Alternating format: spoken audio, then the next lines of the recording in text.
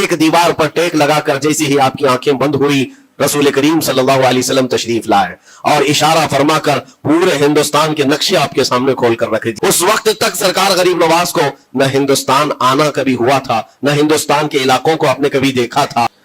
حضرات، قرآن عظیم کی آیات بینات یہ ببانگ دہل ہمیں اعلان کرتی ہیں کہ دنیا میں کچھ لوگ ایسے ہیں جن کو دنیا کی کسی بھی بڑی طاقت کا کوئی خوف نہیں ہوتا، اور نہ ہی کسی بڑی پاورفل طاقت کو دیکھ کر کے وہ گھبراتے ہیں، کبھی ایسا نہیں ہوتا۔ قرآن ان کے متعلق اعلان کر رہا ہے، اور یہ ہوتے کون ہیں جو بالکل بے خوف ہو کر زندگی گزارتے ہیں؟ وہ اللہ کے اولیاء کی جماعت ہے۔ الا ان اولیاء اللہ لا خوف علیہم، جو اللہ کے ولی ہیں۔ ولی کون ہوتا ہے؟ ولی کے کئی معنی ہیں، دوست کے بھی ہیں، مددگار کے بھی ہیں، غلام کے بھی ہیں، مولا کے بھی ہیں، آقا کے بھی ہیں۔ یہاں پر جو اللہ کے اولیاء کا معنی لیا جاتا ہے وہ اللہ کے دوست، اللہ کے محبوب۔ وجہ یہ ہے کہ جو پیدا ہوتے ہی دنیا میں اللہ اکبر کی آواز سن کر کے آیا ہو، جس کا مطلب ہی ہوتا ہے اللہ سب سے بڑا ہے۔ جب بھی ہمارے گھر بچہ پیدا ہوتا ہے، کسی بھی مسلمان گھر میں، اس کے کانوں میں سب سے پہلی جو آواز ہم دیتے ہیں وہ اذان کی، اللہ اکبر اللہ اکبر، اللہ سب سے بڑا ہے، اللہ سب سے بڑا ہے۔ اور مسلمان کی زندگی جب ختم ہونے کو آتی ہے، ہماری روح نکل جائے اور ہمیں کفن دے کر جنازہ لا کر امام کے سامنے رکھا جاتا ہے، امام پھر ہمارے جنازے پر سب سے پہلی تکبیر جو باندھتا ہے اللہ اکبر کہہ کر، اللہ سب سے بڑا ہے۔ مسلمان کی یہ زندگی اس بات کے بیچ میں ہے کہ آیا تھا دنیا میں اللہ اکبر کہتے ہوئے، اور جا بھی رہا ہے دنیا سے تو اللہ اکبر کہتے ہوئے۔ جو اللہ کو سب سے بڑا مانتا ہو تو پھر دنیا کی کون سی ایسی طاقت ہے جو اسے خوف زدہ کر سکے، اسے کون سی طاقت ہے جو ڈرا سکے؟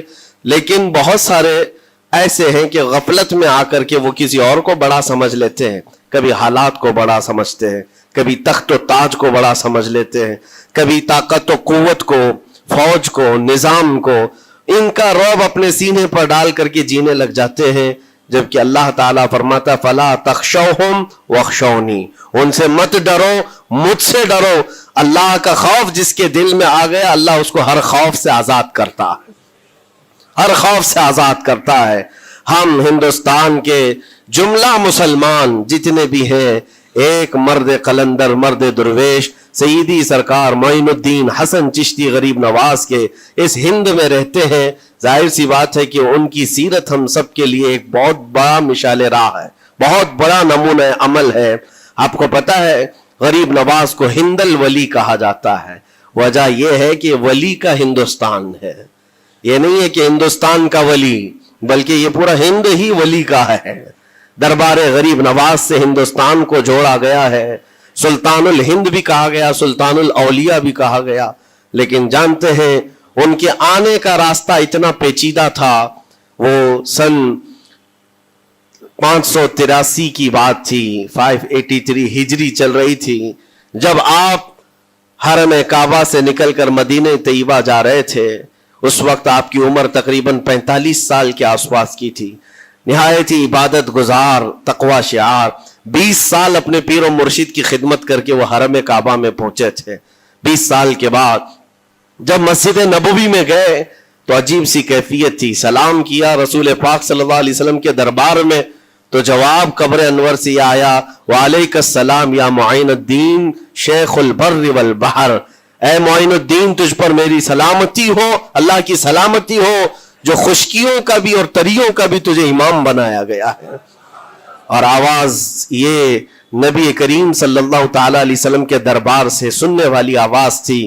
آپ گھبرائے تھے، تھوڑا سا سراسیمگی تھی۔ یہ ہندوستان کی طرف اشارہ کر کے میرے آقا صلی اللہ تعالی علیہ وسلم نے فرمایا تھا کہ تجھے ہند کی ولایت دی جاتی ہے۔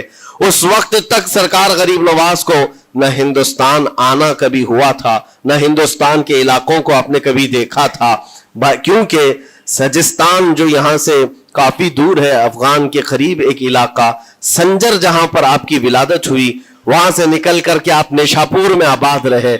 उसके बाद 40 साल के बाद हरम काबा और हरम मदीना में रहे। लेकिन अचानक ये बात कि तुम्हें हिंद की विलायत दी जाती है, एक ताज्जुब वाली बात है। नई जगह पर भेजा जा रहा है।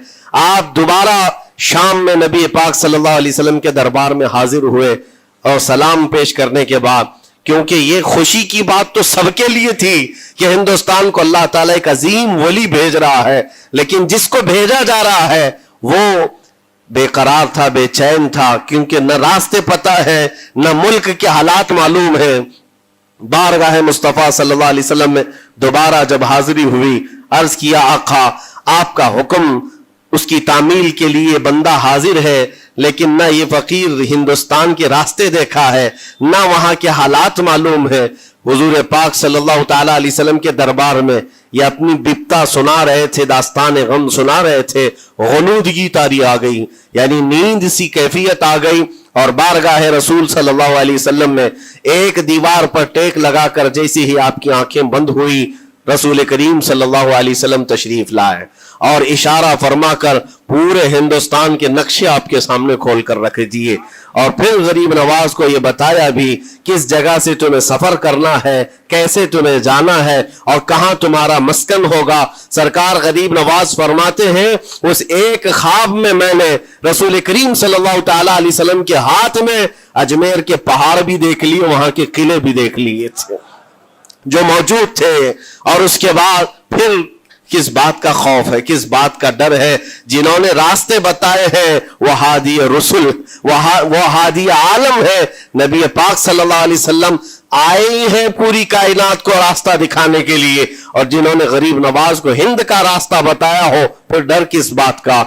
जब आप बेदार होते हैं तो अपने साथ 40 कुतुब उस औलिया कराम की जमात लेकर मदीने तैयबा से सफर के लिए निकले थे। मेरे अजीजों, अब बात यहां आती है, इसीलिए मदीने तैयबा से ये पूरा प्लान हुआ है, मदीने तैयबा से भेजा गया है, मदीने तैयबा से प्लेसमेंट हुआ है। इसी वजह से आज तक तारीख गरीब नवाज को अताए रसूल कहती है। अताए रसूल है, रसूलुल्लाह की अता है, हिंदुस्तान वालों के लिए खास अता है मेरे आका सल्लल्लाहु अलैहि वसल्लम की। जब वो सफर के लिए निकले, सन 83 से चले थे, तो यहां हिंदुस्तान पहुंचते पहुंचते आपको 87 यानी 4 साल का अरसा लग गया था। 4 साल के अरसे के बाद आप पहुंचे। मेरे अजीजों, न प्लेनों का सफर, न जहाजों का सफर कि उड़ करके इधर से उधर आ गए, वो तो पैदल काफिला निकला था, दुर्वेशों का काफिला था। और वहां मदीने तैयबा से निकलकर बगदाद पहुंचे।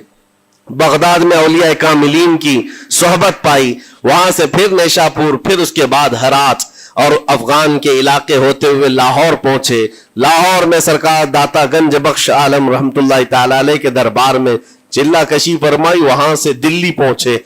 यहां ये पूरा जो रास्ता है 4 साल का, मेरे अजीजों, तारीख में है। सरकार गरीब नवाज जिस रास्ते से चलते जाते थे, जो काफिर या मुशरिक भी देखता वो दायरे इस्लाम में दाखिल हो जाता था।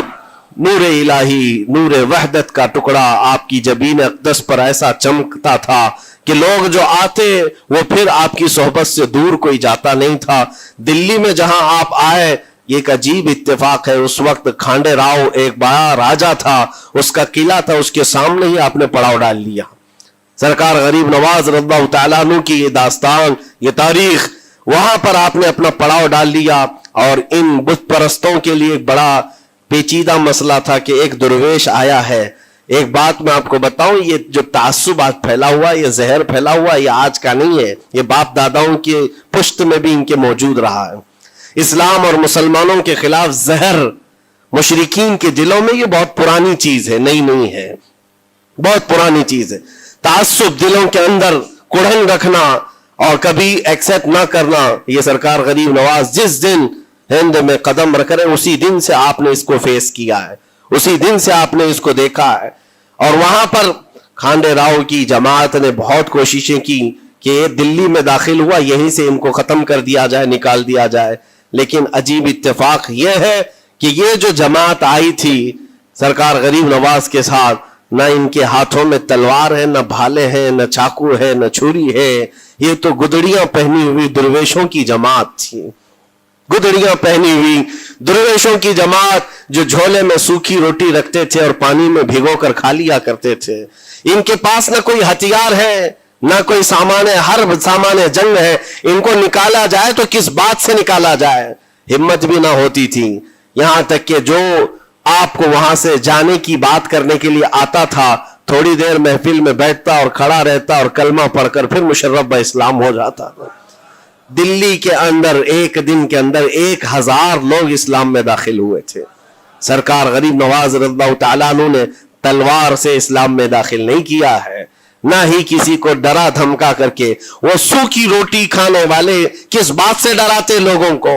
उनके पास कौन सा एटम बम था? यहां मौजूद जो राजे महाराजे थे उनके पास फौज भी थे, हाथी भी थे, घोड़े भी थे, सब कुछ था। लेकिन आने वाला मर्द कलंदर क्या लेकर के आया था, तारीख में बताया जाता है ये वो जमाना था जब शिहाबुद्दीन गौरी हिंद के ऊपर हमले करके यहां पर आने की कई मर्तबा कोशिश किया। ये अफगान का बादशाह था शिहाबुद्दीन गौरी, जब हिंदुस्तान पर कई मर्तबा हमले करके नाकाम लौट रहा था, बीच रास्ते में इन फकीरों की जमात से बादशाह की जमात की मुलाकात हो गई। सिपाही जा रहे थे शिकस्त खाकर और ये दुर्वेशों का काफिला इधर आ रहा था। देखा पहचानी सी सूरतें लगती हैं। जाकर के एक सिपाही ने पूछा, बाबा आप लोग कहां जा रहे हैं? तो बाबा जो जमात में आ रहे थे उन्होंने कहा हिंदुस्तान फतह करने जा रहे हैं। बड़ी बात है, गुदड़ियां पहने हुए, पैबंद लगे कपड़े हैं, झोलियां लटकाए हैं। और उसने देख करके कहा मारा सिपाही ने, कहा ये देखते हो हमारे बादशाह की फौज है, इसमें हाथी घोड़ों की तादाद देखो, जरा सामान जंग तो देखो, इसमें नेज़े तलवारों की छनक तो देखो, और आप ये चंद फकीरों की जमात लेकर हिंद फतह करने की बात कर रहे हैं। तब सरकार गरीब नवाज के कानों में आवाज आई तो आपने कहा उससे कह दो फर्क यही है, तुम जब लड़ने के लिए जाते हो तो यही हाथी घोड़े और तलवारों के भरोसे जाते हो, मोइनुद्दीन सिर्फ अल्लाह उसके रसूल के भरोसे जा रहा है। हमारे पास जो ताकत है वो अल्लाह और उसके रसूल के साथ होने की ताकत है। आज के जमाने में गरीब नवाज का यह जुमला हमारा हौसला बढ़ा देता है, कोई हो या ना हो अल्लाह हमारे साथ है, अल्लाह हमारे साथ है। हालात जितने भी बदलते जाएं, लेकिन मेरे अजीजों अल्लाह हय्य व क़य्यूम हर चीज को देख रहा है, उससे कोई चीज गाफिल नहीं है। बाज लोगों ने ये शोशे छोड़ना शुरू कर दिए कि अब इनका मुस्तकबिल क्या होगा, अब इनका फ्यूचर क्या होगा, नई हुकूमतें आएंगी, नया निजाम आएगा, अब तुम्हारी न मस्जिदों की खैर है, न मीनारों से आवाज आएगी, न तुम्हारी अजानों का और न ही तुम्हारे नमाजों का कुछ फ्यूचर है। ये सब बातें उन लोगों के जरिए से आ रही है जो किसी के फजला खार हैं या किसी के इलेक्शन के पैसे खाए हुए लोग हैं। मैं कहता हूं जो सच्चा मोमिन है वह इस बात पर अहद करता है, करबला की सरजमीन पर भी अजान की आवाज बंद ना हो सकी थी, जहां बहता खून भी बता रहा था इस्लाम जिंदा होता है हर करबला के बाद। आज भी हालात अगर हमारे मुवाफिक नहीं है तो मेरे अजीजों नस्लों में कोई तो आएगा जो सलाहुद्दीन बनकर के उभरेगा, नस्लों में कोई तो आएगा जो गरीब नवाज का गुलाम बनकर मोइनुद्दीन बनकर के निकलेगा।